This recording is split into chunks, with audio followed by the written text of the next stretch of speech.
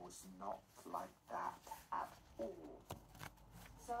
Sam, I am in funds. I'm guinea rich. How so? Highway robbery? Easier. I've just come from the Shoe Lane Coffee House where I fell in with Mr. John Seymour of the London Journal. The Seymour? The very same. Now, he promises me 2 guineas if I will write an ode in praise of porcelain paints. His brother has a manufactory in Clapham. Noble subject, Tom. Now, I can rhyme porcelain with coarse linen, but I cannot find a rhyme for pig as yet. That was not his only commission. He had an abundance of work, more work than he could manage. How do you know? Do you remember the day I was late? Well, I'm sorry, I can't talk now. Hello. Yes, I will. Who was that? Just a friend. I have been standing here for ages. Sorry, I was working and forgot the time. And I have found some material that changes everything. I've gone through all the London periodicals for those 4 months of 1770. I was looking for the initials TC, and I found them everywhere. An ode on the sperm whale found in the Thames, the London Remembrancer.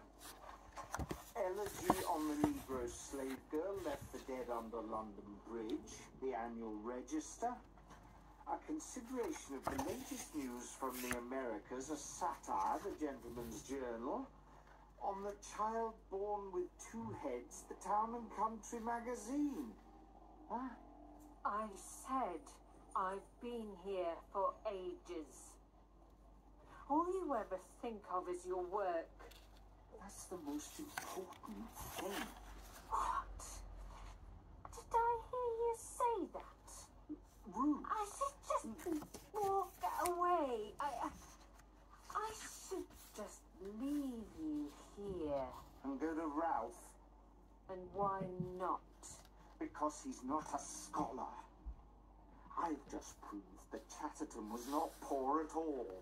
In 4 months he wrote some 53 articles. I have counted them. Chatterton has got into your head.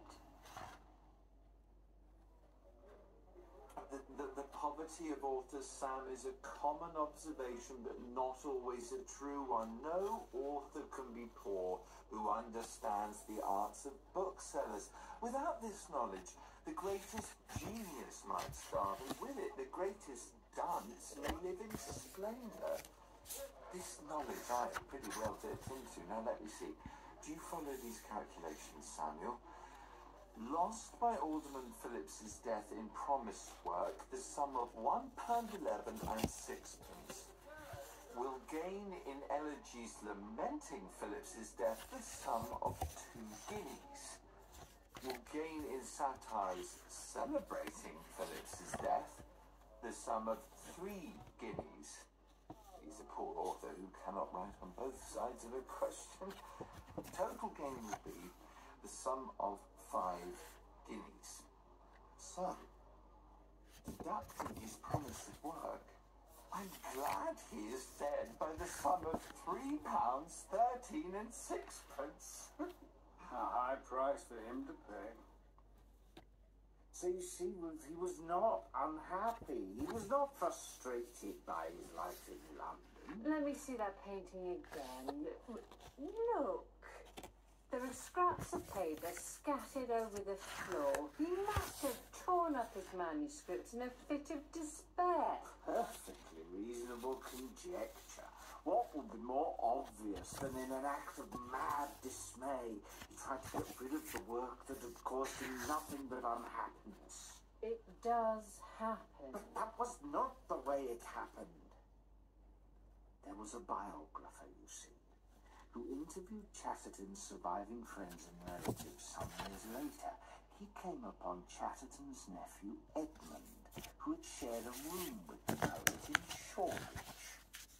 He would often look steadfastly into a person's face, without speaking, though seeming to